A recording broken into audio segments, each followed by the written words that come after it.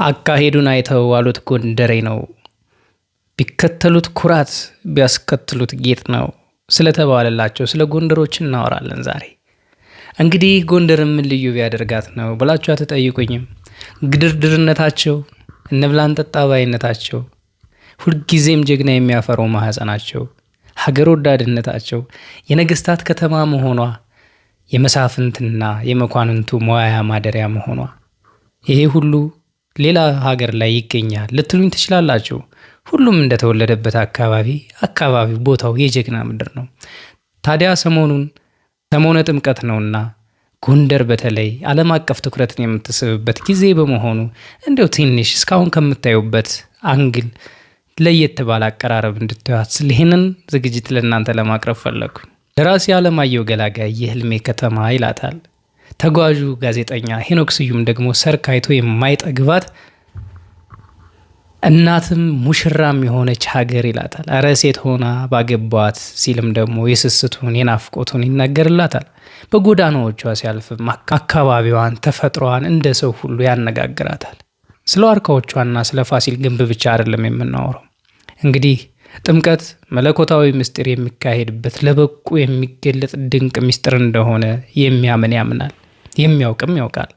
ይህንን ድንቅ መለኮታዊ ምስጢር ታዲያ ሊቃውንቱና ምእመናን ደግሞ በአማረ ባሸበረቀ ሁኔታ ልዩ ኪነት በሚታይበት መንፈሳዊ መሰጠት በሚታይበት መልኩ ያጅቡታል፣ ያከብሩታል። ስርዓቱ እጹብ ድንቅ ያሰኛል። አረ የዚህን ነገር ውበት እንዲሁ ማን ያስረዳና አትሉ? እስኪ ታላቁን ቅዱስም ጻድቅም ሊቅም የሆነውን ቅዱስ ያሬድ የተሰወረበትን ቦታ ፈልጋችሁ ሂዱና አናግሩት። እንግዲህ ቅዱስ ያሬድ በሰሜን ተራሮች በአንዱ እንደተሰወረ ይታመናል። ታዲያ እሱ የሰራው ስርዓት እስከዛሬ ሳይቋረጥ ሊቃውንትን ዕለት እየወለደች ጎንደር ስርዓቱን አስቀጥላለታለች።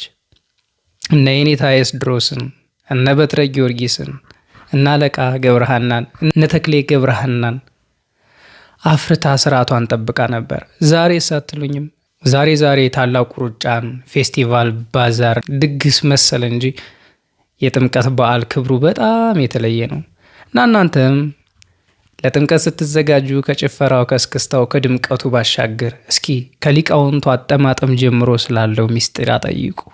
እነ የኔታ ሊቀ ሊቃውንት ዕዝራ እኮ ዛሬም ድረስ ጎንደር ናቸው። እነ ደብረ ብርሃን ስላሴ መጎብኘታችሁን አትርሱ። የድጓ ማስመስከሪያዋን ቅዱሷን ድንቋን የጋይንቷን ቤተልሔምም ሂዳችሁ ለመጎብኘት እቅድ ያዙ። ወደ ጋይንት ስትሻገሩ መቼም ደብረ ታቦር ኢየሱስን ሳታዩ እንደማትሄዱ ተስፋ አለኝ። እነዚህ ሁሉ ምስጢራዊ ነገሮች ወደ ጥምቀቱ አማናዊ ምስጢር የሚያደርሱ ናቸውና ጥምቀትን ስታስቡ፣ ጎንደርን ስታስቡ ከተመሰከረለት የጀግንነት ሀገርነቷ፣ ከተመሰከረላት የውበት ከተማነቷ፣ ከተመሰከረላት የእንግዳ እናትነቷ ባሻገር ደብቃ የያዘችውን በኮረብታዎቿ ማማ ላይ የሰቀለቻቸውን ቤተ ክርስቲያን በዋሻዎቿ ውስጥ እቅፍ ድግፍ አድርጋ በጉያዋ የደበቀቻቸውን የዋሻ ገዳማቶቿንም ለማየት አትስነፉ። የምሬን እኮ ነው። ዩኔስኮ በመዘገበው በዚህ በፌስቲቫል ከደመማችሁ በእርግጠኝነት በሊቃውንቱ ዜማማ በሊቃውንቱ ቅኔማ ብታውቁት ብትረዱት ምን ልትሉ ነው? ከዛ ይሻገራል። ጥምቀቱን ደግሞ እንደ ጥምቀትነቱ ስለ መለኮታዊ ምስጢርነቱ ቁጭ ብላችሁ እስኪ የኔታን አነጋግሯችሁ። በሚሏችሁ ነገር በምታዩት ነገር ካልተደነቃችሁ፣ ካልተገረማችሁ፣ ወይኔ ካላላችሁ እኔ እቀጣለሁ። ለዛሬ አለማየሁ ገላጋይ መለየት ሞት ነው ሲል ከሰየመው መጽሐፍ ውስጥ ጎንደር የህልሜ ከተማን እጋብዛችሁና ዝግጅቴን አጠናቅቃለሁ። ጥምቀት በተዳረሰ ወቅት ደግሞ ስለ ጥምቀቱ የምላቸው አይጠፋም። ተጋበዙልኝ። ጎንደር የህልሜ ከተማ ናት። አይን ማየት ነው የሚያውቅ የብርሃን እድሜ አዚሙ እስኪያልቅ ከ14 ዓመት በኋላ ዳግም አዘቦን አየኋት። ዙሪያ ቅጽሯን አስተዋልኳት፣ አጠናኋት፣ አዳመጥኳት። ባለቅኔው ጸጋዬ ገብረ መድኅን ከ14 ዓመት በኋላ አዘቦን ዳግም ሲያያት ተጸጸተባት። ሰው እንደ አይጥ በየጢሻው ሲጥ ሲል ያየባት፣ መሬቷ እንደ ሞረድ ስለት፣ ጥርሷ ሲፋጭ እንደ ደወል ሰቆቃ እንጂ እኮ ድምፅ አይደል ያለባት። አዘቦ የዓመታት አቀበት ጅስሟን ቅስሟን አስገብሯት፣ ያወጣት ጉልላት ላይ ሆና ጸጋዬ ያገኛት። እሰይ አልኳት ይላል። እኔስ እኔም ከ14 ዓመት በኋላ ጎንደርን ላይ አታጨሁባት። ከእምባዬ ወይም ከፈገግታዬ ላጣቅስባት፣ ከስሜቴ 5 አውታር አንድም ዘለሰኛ እንደ ላስቲክ ልጎትትባት፣ ወይም ከስሜት 8 አውታር እንደ ትዊስት ባለ ቅብጠት ላናጥርባት ታጨሁባት። ጎንደርን ካየኋት 14 ዓመት ሞላት። ቢሆንም ውስጤ ደማቅ ቀለም አላት። ዓመት እንደ አለት ቢነባበርባት የማይቀብራት ከተማ ናት። ሁልጊዜም ከታች ሆኜ ወደ ላይ የማያት ደብርነት አላት። እንደ ብዙ ከተሞች ክፍታፍ አሁን የማይጮህባት ጥንታዊ አስተዋይነት የረበበባት ናት። ሁልጊዜም ጎንደር ስሄድ ላለፈው ማንነቴ የአሁን እኔነቴ ይሰግዳል፣ ይገብራል፣ ይጎናበሳል። እንዴትስ እንዲህ ላያደርግ ይችላል? የአሁን ማንነቴ ምን ይዟል? ብቻውን የት ደርሷል? ጎንደር ሄዶ የፋሲል ግንብን አይቶ በቅድመ አያቶቹ የማይኮራ ማን ነው? ፋሲለደስ ጎንደርን እስከ ቆረቆረበት 1623 ዓመተ ምህረት ድረስ ያለው ዘመን ምንም እንደሆነ ሁሉ ከዚያ ወዲህም ከአጼ ቴዎድሮስ በኋላ እንዲሁ ታላቅነት በኪነ ሕንፃ የመግዘፉ ነገር ምንም ይሆናል። ዛሬን የሚወቅሰው ጥንታዊ ግንባታ በፋሲል ቤተ መንግስት ቅርጽ አይወሰንም፣ ወደ ይዘቶቹም ይማትራል። የመታጠቢያ ገንዳው፣ የፋሲለደስ ልጅ የቀዳማዊ ዮሐንስ ቤተ መጻሕፍትና ለቆንስላዎች የተዘጋጁት ቢሮዎች፣ መኖሪያ ቤት፣ ምሽት ማሳለፊያ መጠለያ ብቻ ለሆነብን ለእኛ መተዛዘቢያዎቻችን ናቸው። አሁን ከ400 ዓመት በኋላ እንኳን ቤቶቻችንን ከመዋኛ ገንዳ ጋር ማዳበል ቀርቶ ከመጠለያ ሰቀቀን ያለ መገላገላችን ምልክቶች ናቸው። የመኖሪያ ቤት፣ ቢሮና ቤተ መጻሕፍትማ ከቀበጡ አይዘሉ የሚያስተምርበት የመሰበር ምልክት ተደርጎ ይታያል። ትርፍ ማከል ሲያቅተን ጥሪያችንን በላን። መኖራችን ዕዳ፣ በሕይወት መገኘታችን ወቀሳ ሆነብን። ያለፈውን ያላስቀመጥን፣ የዘር እህል ያልቆጠብን፣ የባዶ መተላለፊያ ድልድይ ሆንን። ጎንደር ወቀሳዬ ናት። እዚያ ሄጄ ስመለስ ቀና ማለት ያቅተኛል። መንፈሴ ይጎብጣል፣ ነፍሴ በመጻጉነት ትቃትታለች። ዛሬስ ግጥም በመሰንቆዎች ሲጋብዙኝ ላስብበት አልኩ። እንደ አቡነ ጴጥሮስ ጽዋ ግብዣው መራር ሆኖ ታየኝ። አዎ ብቻዬን ነኝ ፈራው እንዳሉ አቡኑ። ሸሸግበት ጥጋጣው ምጸናበት ልባጣው ማለት አሰኘኝ። ግን ደግሞ የመሸሸግ መፍትሄ አይደለምና ይቺ ጽዋ ከኔ ትለፍ ለማለት አልደፈርኩም። መቼ ነው? የካቲት 4 ዓርብ ዕለት አሉኝ። ጥሩ፣ ዓርብ ጠዋት እመጣለሁ፣ ቅዳሜ እመለሳለሁ። ትችላለህ። ይችን አትስልታዊ ማፈግፈግ መጣሁም ቀረሁም ለማለት የሚያመች ውሳኔ። በተባለው ቀን የጎንደርን ግጥም በጎንደር መሰንቆ አፈጣጥም ያደምጣለሁ። ግሩም እንደሚሆን እተማመናለሁ። ኪነ ሕንፃ ባይሆንልንም ኪነ ጥበብን አስቀጥለን እዚህ መድረስ አላዳገተንም። በጥንቲቱ ጎንደር በቀዳማዊ ኢያሱ ዘመን ግጥም በመሰንቆን የመሰለ ልማድ በቤተ መንግስት አካባቢ እንደነበር አንዳንድ የታሪክ መዛግብት ይገልጻሉ። በዘመኑ ያልተለመደ ስለነበርም ነቀፌታና ውግዘት ይደርስበት የነበረው በዓለማዊ አይነ ተዳኝቶ ሳይሆን ከቀኖና አንጻር ተገምቶ እንደነበር መጠርጠር አያዳግተንም። ጎንደር በቀዳማዊ ኢያሱ ዘመን ከ1675 እስከ 1699 ዓመተ ምህረት በጥበብ ምሽትነት የማይቀነበብ ምናልባትም የጥበብ ፌስቲቫል ሊባል የሚችል ድግስ የማዘጋጀት ልማድ ነበራት። ካህናቱ ከመንፈሳዊ ባሻገር ዓለማዊ ቅኔ የሚያቀርቡበት መድረክ የፌስቲቫሉ አንድ አካል ነበር። መኳንንቱ የእርስ በእርስ የበገና ጨዋታ ፉክክር ያካሂዱ ነበር። የሰንጠረዥና የገበጣ ውድድር በወንድ መኳንንቶችና በሴት ወይዘሮዎች መካከል ይደረግ ነበር። ይህንን የጥበብ ፌስቲቫል ከዓለማዊና ከመንፈሳዊ አንጻር አይቶ መዳኘት ሁለት ጽንፍ ድምዳሜ ላይ እንደሚያደርስ ግልጽ ነው። እንደኔ ያለው ዓለማዊ ዘጋቢ ጥበብ በምን ያህል ሁኔታ ማበብ እንደጀመረች አስረግጦ ወጉን ሊያፍታታ ይሞክር ይሆናል። መንፈሳዊው በይበልጥ አክራሪው መንፈሳዊ ግን እንደ ዓለም ፍጻሜ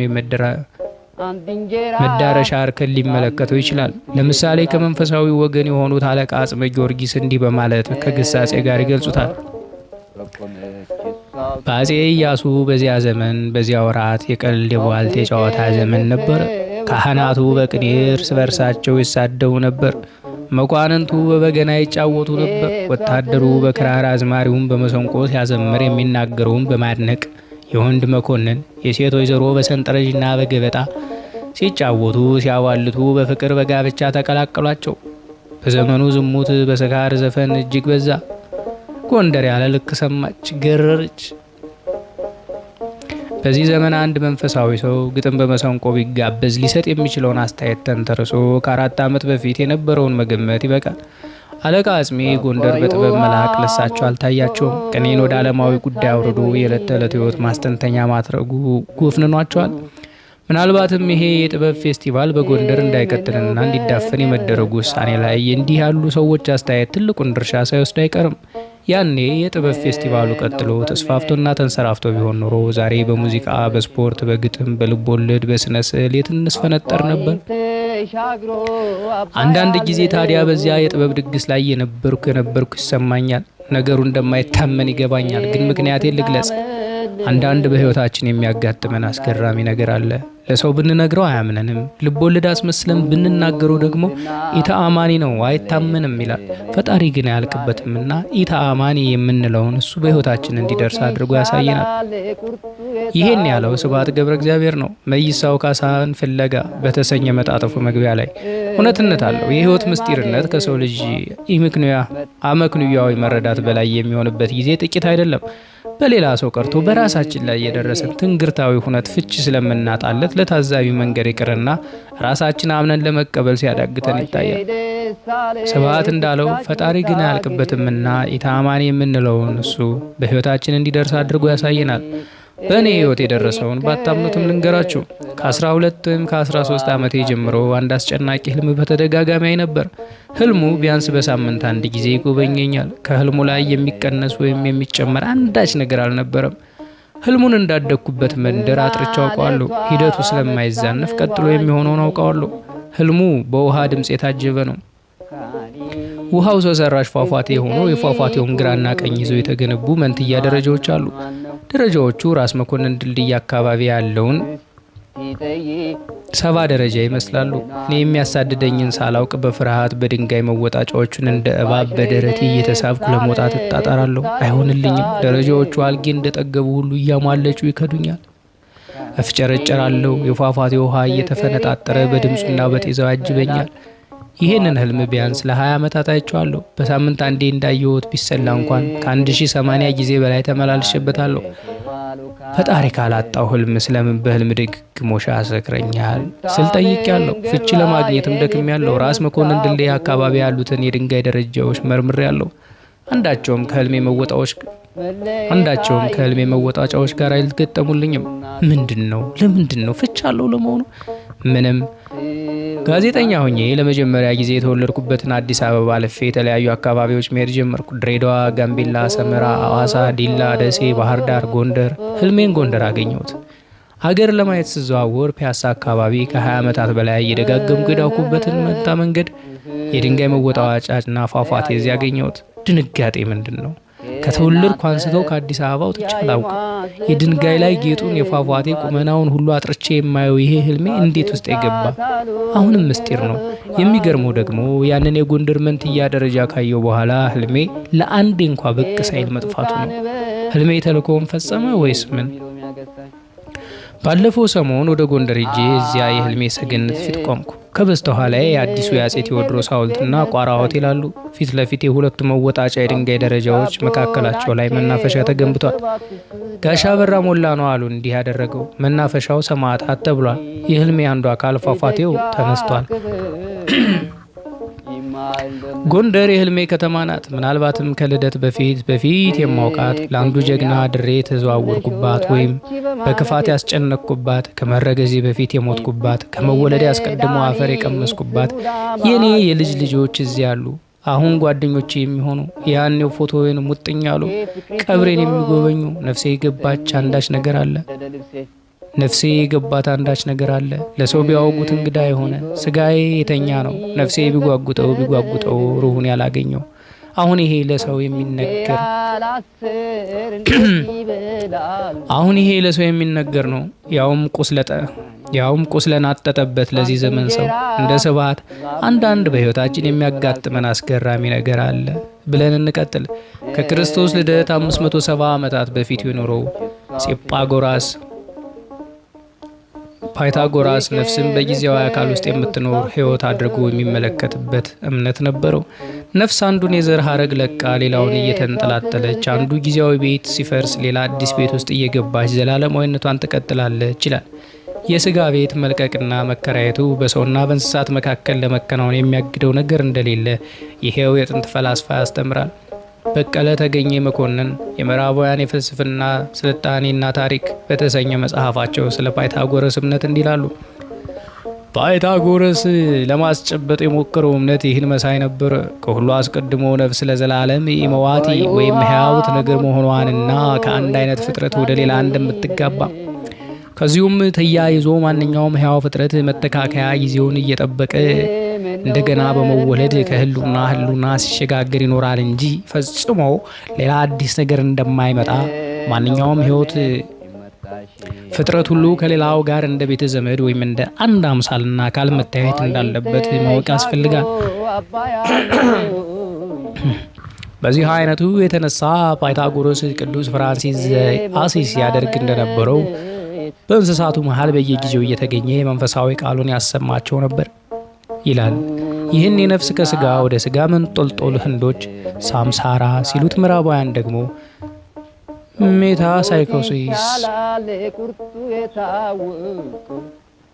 ሜተም ሳይኮሲስ ወይም ዳግም ልደት ሪኢንካርኔሽን በማለት ሰይሞታል። በዚያ ዙሪት የተጠመደችው ነፍስ አልፎ አልፎ በትውስታ ካለፈ ህይወቷ የምትጎትታቸው ሁነቶች እንዳለ እነ ፓይታጎረስ ይናገራሉ። እናስ